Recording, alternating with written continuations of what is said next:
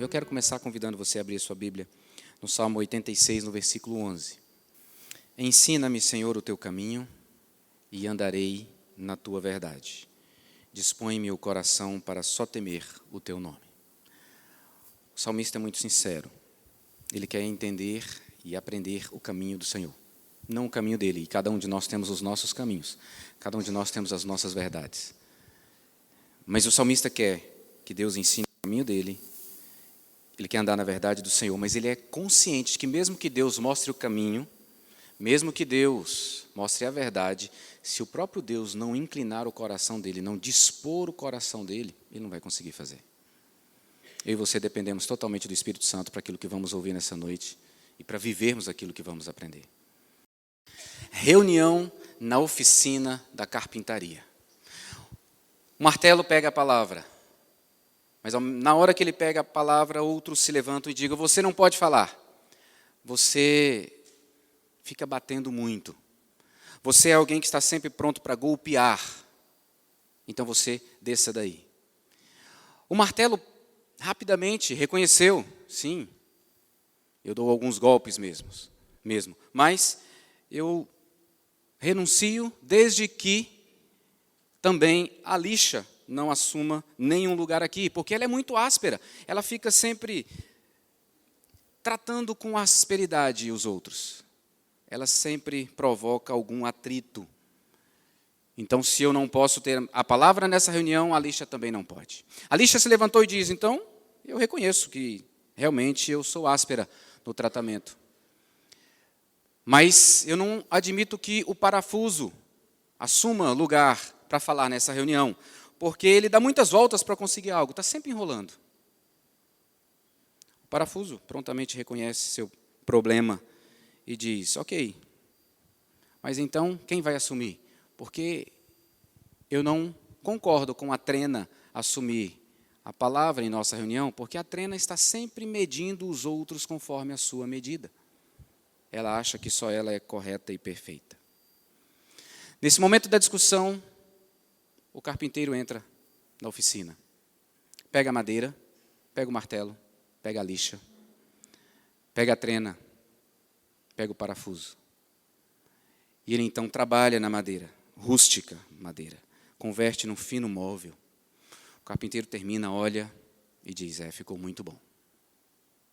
Ele sai e a discussão continua.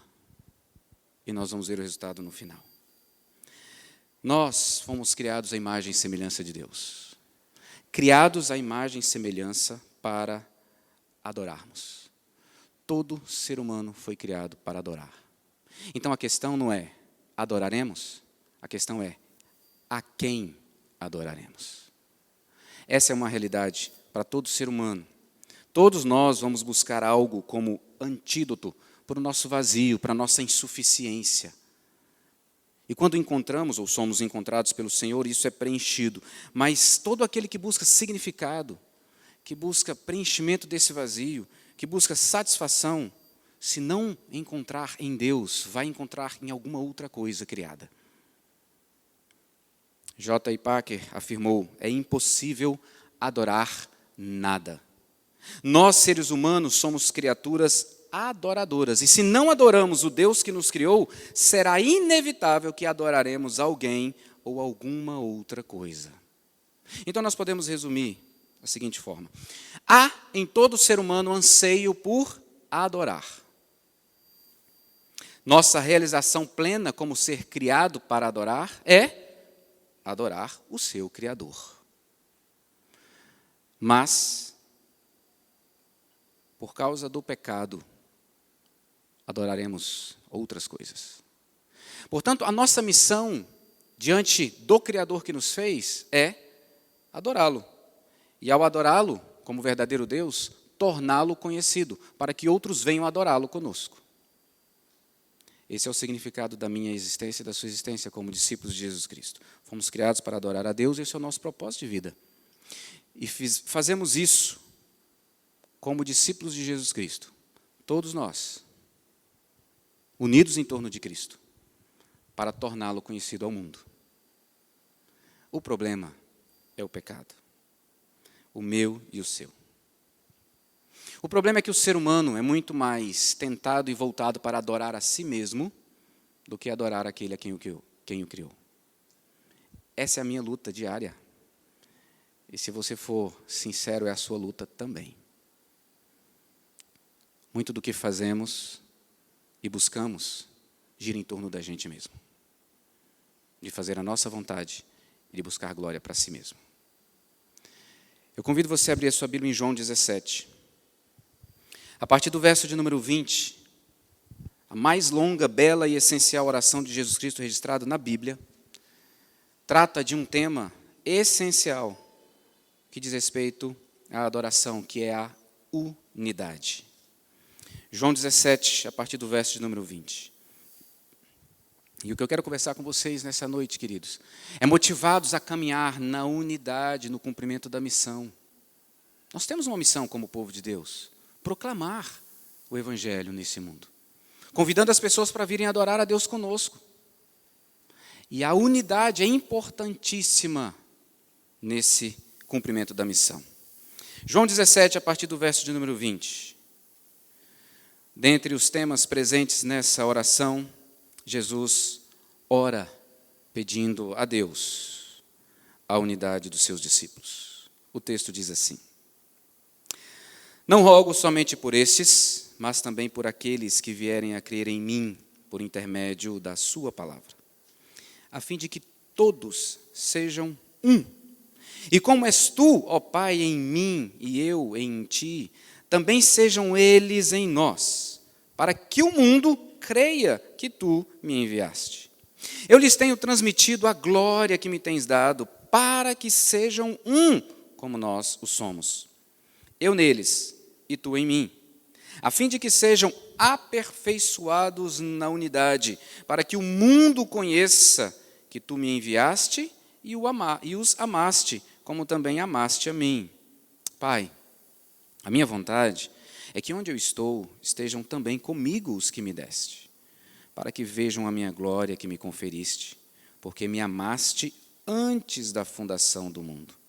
Pai justo, o mundo não te conheceu, eu, porém, te conheci, e também estes compreenderam que tu me enviaste. Eu lhes fiz conhecer o teu amor, e ainda o farei conhecer, a fim de que o amor com que me amaste esteja neles, e eu neles esteja. O que é unidade? Unidade, queridos, não significa que todos nós somos iguais. Não significa também que as diferenças desaparecem. Unidade diz respeito a cada um seguir junto com o outro, apesar das diferenças, com um mesmo objetivo e propósito, cumprindo a missão que recebemos. Quando Jesus roga ao Pai por unidade dos seus discípulos, Ele está nos alertando da dificuldade de nós vivermos em unidade. O próprio Senhor Jesus se coloca diante do Pai em oração, pedindo pelos discípulos que estavam com Ele, para que eles tivessem unidade, e por aqueles que viriam a crer, eu e você hoje. O próprio Senhor Jesus está ensinando, ao colocar-se diante de Deus em oração, o Pai, que a unidade é um problema para mim e para você. No sentido de que nós temos muita dificuldade para vivê-la, biblicamente, como ela nos é apresentada. E como é que Jesus, então, apresenta para mim e para você essa unidade? A nossa unidade está fundamentada na Trindade, é o que Jesus diz para mim e para você aqui. Olha aí no texto comigo. Ele diz no verso 21 que Ele quer que todos sejam um, como Ele é um com o Pai. Ele quer que nós sejamos um, para que o mundo creia. Se você é criado à imagem e semelhança de Deus, que é trino, Pai, Filho e Espírito Santo, então você tem o privilégio de viver em unidade, porque a Trindade são três. Pai, Filho e Espírito Santo, vivendo em perfeita harmonia e amor, em unidade. E eu e você que somos criados à imagem e semelhança da Trindade, fomos criados para viver em unidade, num testemunho claro da própria Trindade. A unidade da igreja, a unidade do povo de Deus, reflete a Trindade, queridos. E é isso que Jesus está colocando aqui para mim e para você. O Deus Trino precisa ser conhecido e adorado. E como isso será manifestado? Através da unidade manifestada, a unidade do povo de Deus. A oração de Jesus é pela unidade daqueles que lá estão, pela unidade daqueles que viriam a crer nele por meio da pregação da palavra. É o que diz aí no verso de número 20. Não rogo somente por esses, mas também por aqueles que vierem a crer em mim, por intermédio da sua palavra. E o que é que Jesus pede? Que todos sejam um.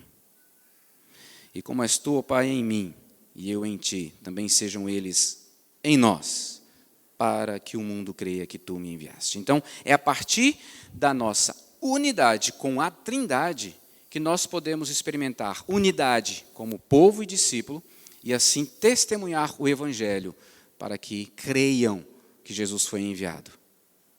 Veja comigo. Se nós somos criados à imagem e semelhança da Trindade, devemos viver como ela. E se fomos criados para refletir sua glória, então a unidade é uma marca que precisa estar presente na minha e na sua vida. A partir da unidade com a Trindade é que eu e você podemos viver em unidade uns com os outros. E como é que essa unidade com a Trindade se estabelece? É quando eu creio que Jesus Cristo foi enviado, verso de número 23. Eu neles e tu em mim, a fim de que sejam aperfeiçoados na unidade, para que o mundo conheça que tu me enviaste e os amaste, como também amaste a mim.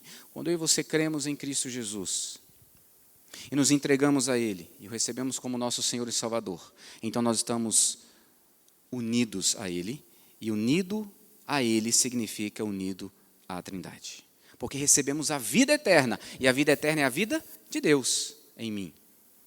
E assim, unidos na Trindade, podemos viver testemunhando da Trindade. O objetivo é muito claro da oração de Jesus. É para que o mundo conheça quem é Jesus, o Filho de Deus, enviado ao mundo para a salvação do perdido. Então Jesus pede, Pai, eles têm que ser um, como nós somos um, para que então o mundo possa conhecer que eu vim para salvar. Então vejam a importância da unidade, de vivermos e testemunharmos dessa unidade, para que o mundo conheça Jesus Cristo e conheça o amor de Jesus Cristo. Deus enviar o próprio Filho ao mundo é um ato de amor, e é isso que ele diz nesse verso 23. Por amar o seu povo escolhido, Jesus Cristo vem morrer. O amor manifestado ao mundo é por meio de Jesus Cristo. E é um amor que Jesus Cristo também experimenta. Um ato de amor do Deus Trino, que se manifesta por Jesus Cristo vindo a esse mundo e morrendo, por mim e por você. Agora veja o verso de número 24. Jesus afirma no verso de número 24 que o Pai o ama desde antes da fundação do mundo. No finalzinho do verso 24. Me amaste antes da fundação do mundo.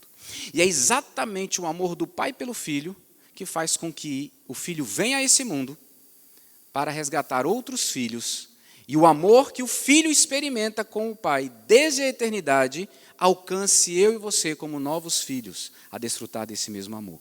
O que Jesus fez ao me salvar e salvar você é nos unir e nos dar a alegria de experimentar o mesmo amor que Ele experimenta do Pai por toda a eternidade. E isso é sensacional, porque Jesus diz que é isso que nos une à Trindade e é isso que nos une um ao outro. Porque se eu experimento desse amor da parte de Jesus Cristo, você também. E Ele ora para que então nós vivamos esse amor, queridos, numa expressão de unidade.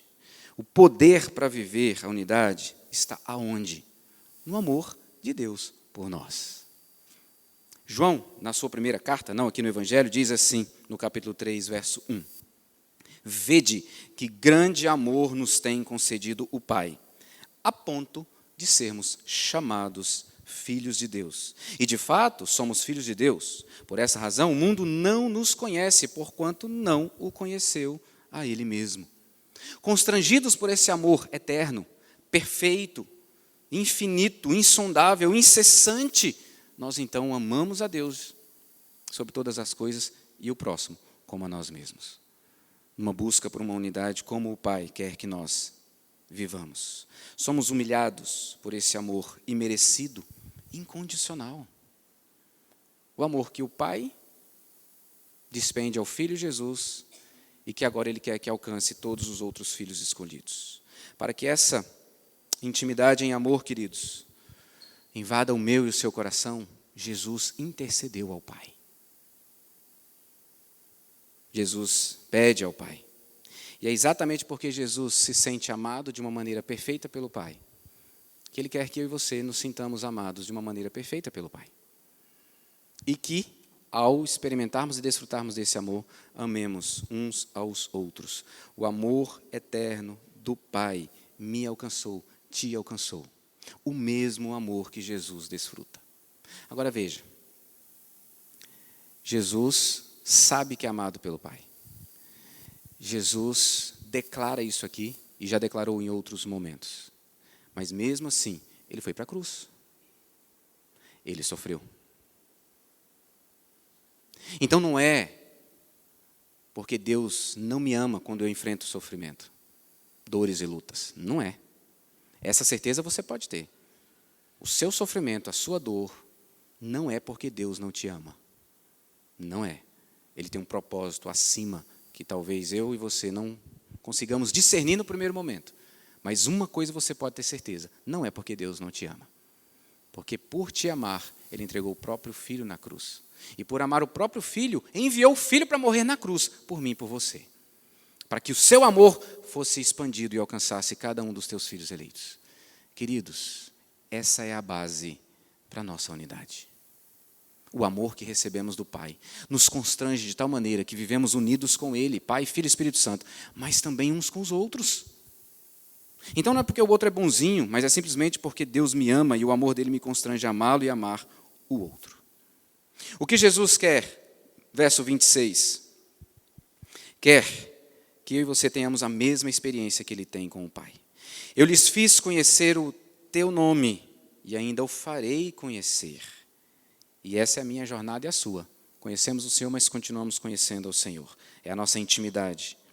A fim de que o amor com que me amaste esteja neles e eu neles esteja. O fundamento é o amor do Pai. E é isso que Jesus quer que eu e você experimentemos, queridos. Somos feitos filhos de Deus para desfrutarmos desse amor que nos une com o Pai, Filho e Espírito Santo e uns com os outros.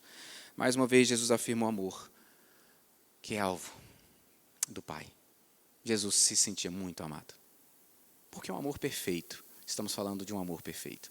O meu e o seu não é. Nós precisamos de Jesus nos dirigindo para amarmos perfeitamente e desenvolvermos essa unidade que Ele nos chama. Mas talvez você esteja perguntando, mas Ele fala no verso de número 21, que Ele e o Pai são um, mas cadê o Espírito Santo? Se a defesa é que a unidade é da Trindade. E aí você lembra do que aconteceu quando Jesus foi batizado.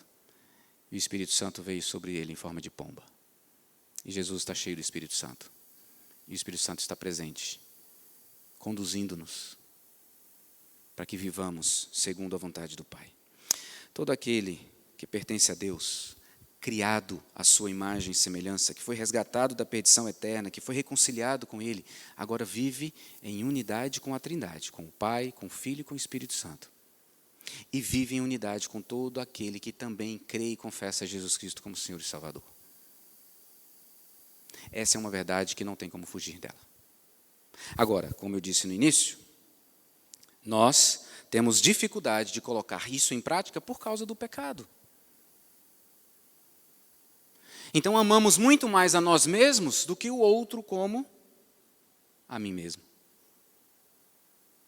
É o amor a Deus sobre todas as coisas que fundamenta o meu amor ao outro, como eu amo a mim mesmo.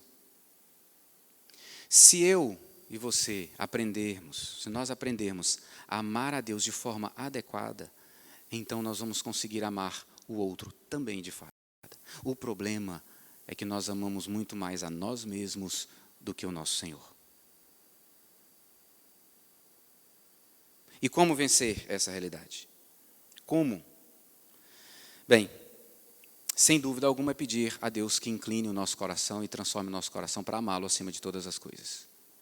Porque o próprio Jesus está intercedendo por mim e por você, lá atrás. Antes que eu e você viéssemos a confessá-lo como nosso Senhor Salvador, entregar a nossa vida a Ele, Ele já orava para que nós pudéssemos amá-lo acima de todas as coisas e vivermos em unidade uns com os outros. Mas é preciso também, queridos, que nós preguemos o Evangelho para nós mesmos todos os dias.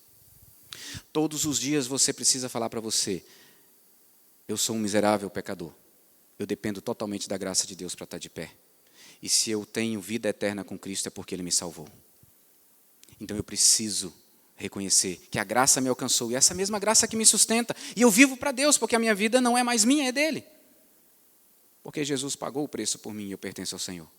Então eu preciso lembrar todos os dias que eu fui salvo por Cristo, por um amor infinito, insondável e perfeito, e que eu não merecia nada, não foi nada que eu fiz por merecer. E isso vai trazendo ao meu e o seu coração humildade, nós vamos reconhecendo como nós somos amados. E esse amor vai nos constrangendo, e a resposta a quem é constrangido pelo amor é amar de volta na mesma intensidade. E aí isso começa a transbordar, não apenas para o meu relacionamento com Deus, Pai, Filho e Espírito Santo, mas com o outro. É aí que a gente consegue demonstrar claramente a nossa unidade. Porque a nossa unidade uns com os outros, como família, como igreja, é o maior testemunho de que Jesus é Deus e que Ele veio a esse mundo para salvar o pecador. É isso que Jesus está dizendo no texto para mim. A fim de que todos sejam um. E como és tu, ó Pai, em mim e eu em ti, também sejam eles em nós, para que o mundo creia que tu me enviaste. Você já pensou na implicação dessa palavra de Jesus? Como que eu e você, igreja do Senhor Jesus, vamos ser impedimento para que o povo conheça Jesus, conheça o Pai, conheça o Espírito Santo como Trindade, por causa da nossa falta de unidade? Porque se somos reflexos dessa Trindade, se assim não vivermos, o Deus Trino não será conhecido por meio do nosso testemunho. A intercessão de Jesus ao Pai por unidade mostra a dificuldade que nós experimentamos. Eu quero trazer uma ilustração aqui na vida de um homem, Pedro. Como que é difícil experimentarmos unidade, porque lidamos com o pecado de nos compararmos uns aos outros. Pedro faz isso. Nós, quando nos comparamos ao outro, olhamos para o outro e nos achamos mais santos, mais sábios, mais inteligentes, mais corretos, mais um monte de coisa. E esse não é um problema exclusivamente seu, é meu também, e era de Pedro. Lembre comigo um pouquinho da história de Pedro. Mateus 26, a partir do verso 31, Jesus diz que ele vai morrer, que ele vai para a cruz. E Pedro diz: Senhor, eu vou contigo. Mesmo que estes te abandonem, eu vou contigo. O que ele está fazendo? Está se comparando com os outros. Os outros podem até não seguir contigo, mas eu vou contigo. E se necessário for, eu morro. Então ele diz claramente para Jesus: eu nunca te abandonarei, eu não te negarei, eu vou para a prisão, se necessário eu até morro por ti. Isso está nos versos de 31 a 35 de Mateus 26. E o que ele está dizendo é que o amor dele por Jesus é maior que o amor dos outros. Porque os outros ficaram calados e ele está dizendo: eu não vou te negar, eu não vou te abandonar, eu vou para a morte, se necessário for, eu vou ser preso. Então ele está comparando o amor que ele tem por Cristo, julgando que os outros amam menos a Cristo. Ok, você sabe o que aconteceu. Ele abandonou, ele negou, ele fugiu, se escondeu. Então ele fracassou. E por que ele fracassou? Porque ele baseou a sua autoimagem, o seu amor, o seu relacionamento com Cristo, no amor que ele tinha por Jesus Cristo. E não no amor que Jesus Cristo tinha por ele. Então ele estava fundamentado nos seus méritos. O tanto que eu amo Jesus Cristo é que me mostra que eu posso me relacionar com ele e andar com ele, do lado dele, não abandoná-lo. Sendo que, na verdade, querido e querida, Não é o tanto que você ama a Cristo que te faz caminhar com Ele. É o tanto que Cristo te ama que te faz caminhar com Ele. É por isso que quando Jesus Cristo vai resgatar Pedro, ele pergunta 3 vezes, Pedro, você me ama? 3 vezes.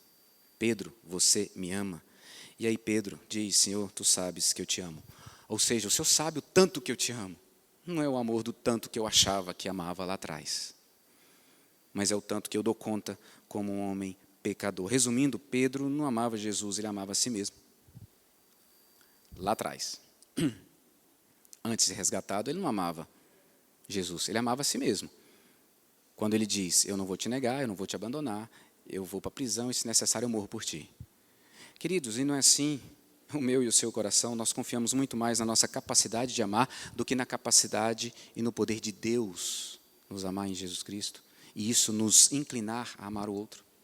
Quando eu e você confiamos nas nossas próprias forças, agimos como Pedro. Nos comparamos com o outro e achando que somos melhor. O que é viver em unidade, então?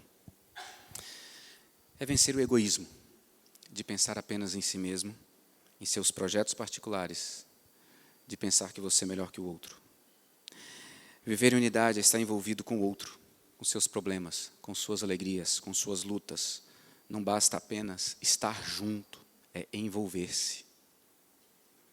Viver em unidade é celebrar as virtudes do outro e não se distanciar dele por causa dos seus problemas, dos seus pecados. Viver em unidade é caminhar com o outro para ajudar o outro a ser mais parecido com Cristo. Viver em unidade é exortar uns aos outros naquilo que nós estamos distantes do Evangelho. Viver em unidade é celebrar a diversidade. Nós somos diferentes. E Deus nos une para que isso reflita a criatividade de um Deus trino, que criou mais de 7 bilhões de pessoas nesse mundo, diferentes umas das outras. E Deus nos une para que nessa diversidade Ele seja glorificado, porque nós vamos mostrando quem Ele é. Viver em unidade é construir uns aos outros.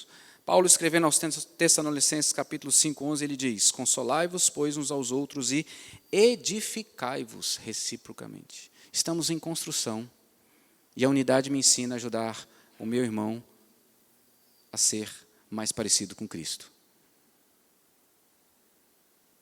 Viver em unidade é reconhecer que se é pecador e que, portanto, preciso de alguém me mostrando meus erros e me ajudando a reconhecer e a arrepender-me e a receber o perdão do Senhor.